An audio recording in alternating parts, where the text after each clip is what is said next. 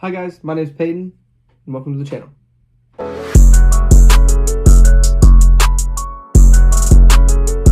Alright, let's get into it. For the first game of the night, it was Raptors versus 76ers.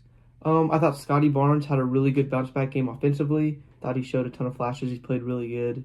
And then I thought Jonathan Mogbo was their second-round rookie this year. I thought he stuffed the stat sheet really well this game. I thought he played really good. And then on the other side of the ball, Tyrese Maxey kind of struggled efficiency-wise. Let me pull up the box score. I think he went like 9 for 23 or something from the field. Just not a really good game from him. Yeah, he went 6 for 23.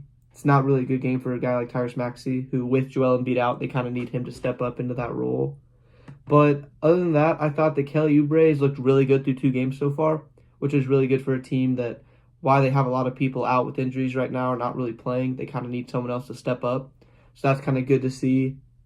For the next game, Nets Magic, Paolo couldn't make anything tonight. He didn't really play that well on the offensive end, was scoring. But I thought he was very effective in other ways. He was still grabbing a ton of rebounds, and he, I think, finished with 9 assists on the day, which is huge for a player who you're not looking to be that facilitator type. But if he's going to play like that, if he's not hitting shots, is really good for this team. And then Franz Wagner, with Paolo playing terrible, kind of stepped up into his role and finished with, let me check, I'm pretty sure he finished with 29 points on the night, which is huge. That's something that you need from a secondary star. If your first guy's not playing the best, you need someone else to step up, and that's always nice to see. Kentavious Caldwell-Pope played pretty well for them tonight, too. He ended up with 2 threes. And then Gary Trent off the bench hit 2 threes as well, which I thought was a huge momentum boost for him, because he's going to be someone they need to hit shots off the bench because he's their floor spacer. And then on the other end with the Nets, not a ton to say here. I mean, Cam Thomas is going to get his. He finished with 24 points, got to the free throw line 8 times. And then other than Dennis Schroeder putting up 20 points, the team didn't really have anyone else who kind of stepped up in a scoring role. I mean, Jalen Wilson was their second leading scorer in the last game, and he only got 13 minutes tonight because he wasn't very efficient on the court. And then Nicholas Claxton didn't really do a whole ton. I thought Cameron Johnson did fine, but he's still shooting super inefficient to start the season. And Ben Simmons, they put him in that starting role tonight. And, I mean, he finished with 7.6 rebounds and a handful of assists, but he didn't look good out there in the court, in my opinion. For the next game, Hawks versus Hornets. Trae Young, it's kind of easy to say. He's looked like a top 5 guard in the league now, not even point guard, just guard overall.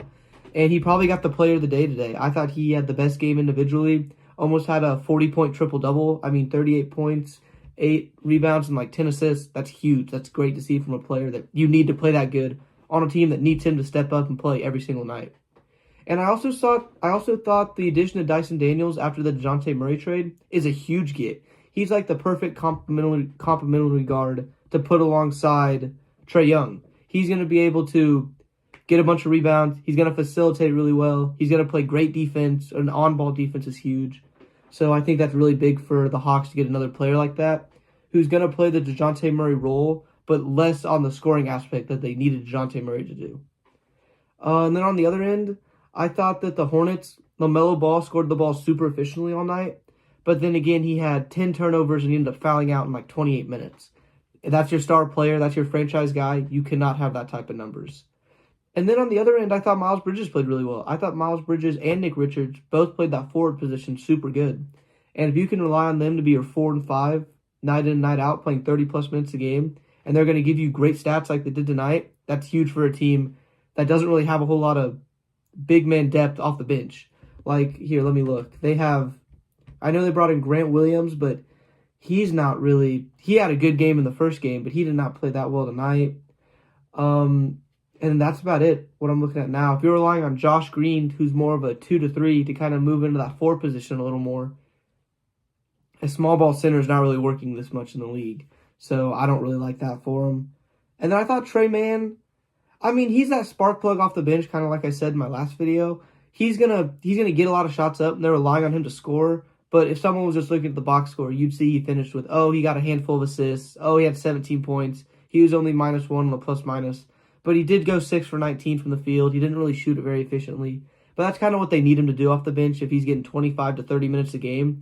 So I'm not too mad about his production. I thought it was fine. I don't think it was terrible. Next was Pelicans-Cavs. And this was a really weird game. This was the Dean Wade game, might I add. Dean Wade could not miss a shot all game, it felt like. I think he ended up leading the Cavaliers in scoring, hit like 5 threes on the night. And something that's not very good for the Cleveland Cavaliers is Donovan Mitchell hasn't really found his rhythm yet in the season, which is fine. We're only 2 games in. I'm not worried that he's not going to find his rhythm. But I'm just saying, like, there's eventually going to be this game where Donovan Mitchell goes for like 40 or 50, might I add, here in the next couple weeks. And that's going to be like okay, now he's in the flow of things. Now he's good. And then for the Pistons, Cade Cunningham with another great performance, which is completely contradictory for what I said at the beginning of the season of, is Cade Cunningham the guy? And he is showing me that he is the guy right now.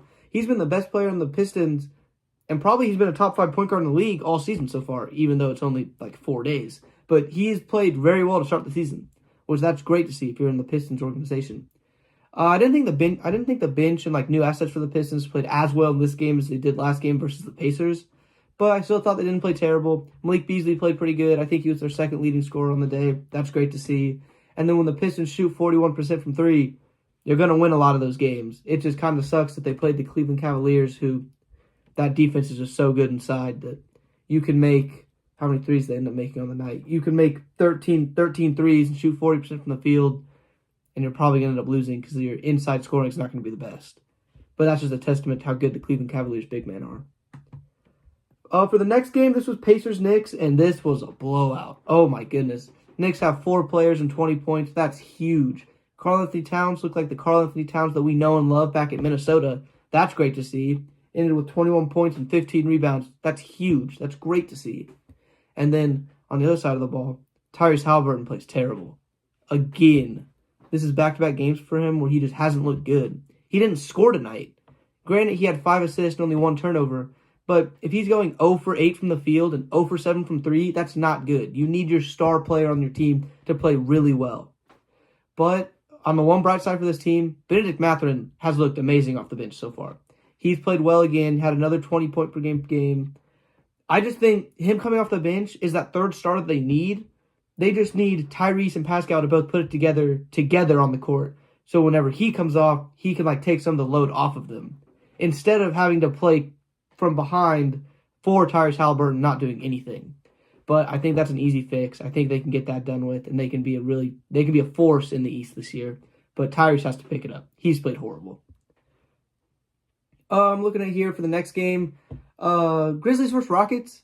Jalen Green has the ultimate green light. Like, I don't think he ever has a possession or a shot where he's like, oh, this is a bad shot. I think everything he shoots is a good shot in his mind. I think he is, every time he touches the ball, his first idea is, how can I score? How am I going to score? And what's my points going to be after the game? Like, I think he's just that good. And I think he has that mentality of, I can score 40 on any night, and I'm going to try to every night.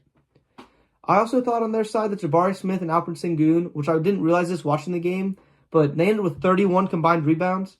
I mean, if that's your starting 4 and your starting 5 are giving you 31 rebounds a night, I mean, that's pretty good. That's really good for a team that where Jabari Smith isn't really like a bang inside type of player, but if he's still grabbing 15 rebounds a night, that's huge. That's great for a team that kind of needs it.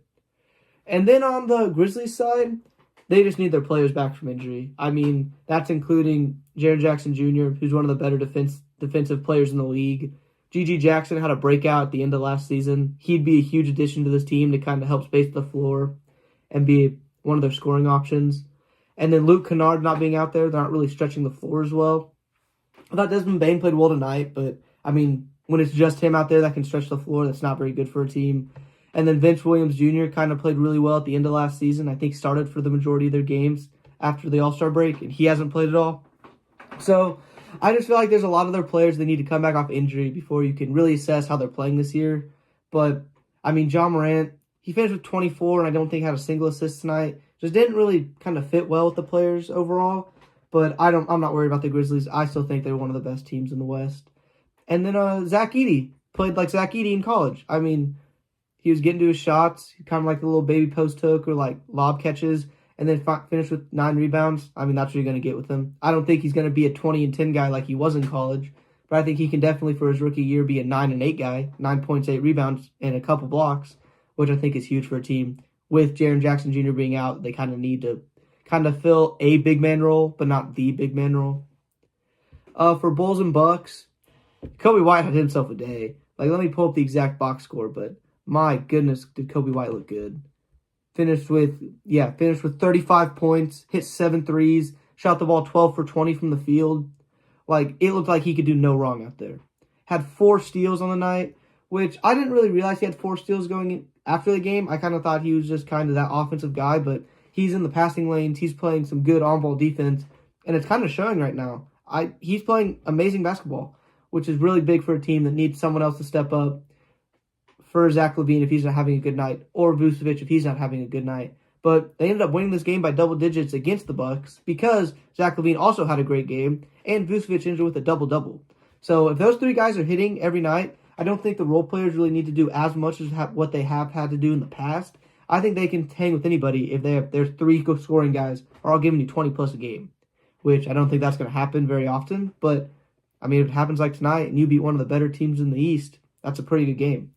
And then on the other side, Giannis looked unstoppable. I mean, 2 games in, and he can't be stopped. I mean, tonight, what do you have? 38 and 11. That's unbelievable game. He ended with, I thought it was 3 blocks, 3 turnovers. That's not too big. If Giannis is giving you 5 assists, you're taking the 3 turnovers day in and day out. Brook Lopez had another stinker on the offensive game, but he did finish with 3 blocks. Not as good as his last game with, I think he had 6, but if he's playing that defensive role inside, I think you're fine if he's not too effective on offense. But Taurean Prince played another good game tonight. Finished with 11 points, only missed 2 shots, had 8 rebounds. I thought that was a good signing for any other team in the league except the Bucks, only because I don't think Taurean Prince is a capable starter in the NBA as of right now. I think he's more of a 15 to 17 minute person off the bench, but he's proving me wrong. I think these last 2 games, he finished with 16 last game and 7 rebounds, has 11 and 8 this game, and he's playing 30 minutes, so he's playing good in his minutes, and he's proving me wrong, and he's actually been one of the better signings on this team, because Gary Trent hasn't really looked the best so far. For the next game, this is Warriors versus Jazz. Not going to say a whole ton. Warriors killed him. Buddy Hield looks amazing. He looks like just better Klay Thompson right now, which is great to see from him. Coming off the bench, only playing like 19 minutes a game and have 27 points. I think he gets 7 threes. Yeah, 7 for 9 from 3. Perfect. That's what you just need. You need an off-the-bench scorer who is not going to take that many shots, but if he is, he's making them. It's not like he's taking 14 shots and hitting 5 of them. He's taking 14 and hitting 10. That's huge. That's huge for a team like this. One of the only downsides of this Warriors team after 2 blowouts, I'd have to say, is Curry's not shooting it very well right now. His efficiency is kind of down. He's not really making all the shots he should make, but he's still shooting them like he is Steph Curry because he's the best shooter of all time. But, I mean, they're blowing him out. He doesn't really need to make them right now, so it's not too big of a factor. But just something to keep your eye on going down the line in the season. That his shooting struggles, if they do continue, it might be something to be like, okay, Curry, you're great. Like, you're one of the best shooters in the league. But maybe shooting 13 threes and 8 of them are step backs or off the dribble threes. We know that's his game. But if those aren't going in like they used to, it might be one of these, you're going to be an off-ball threat more instead of an on-ball threat. Especially when you're kind of relying on Jonathan Kuminga to be more of a scorer. This game, he didn't play good at all, I didn't think, but he didn't really need to.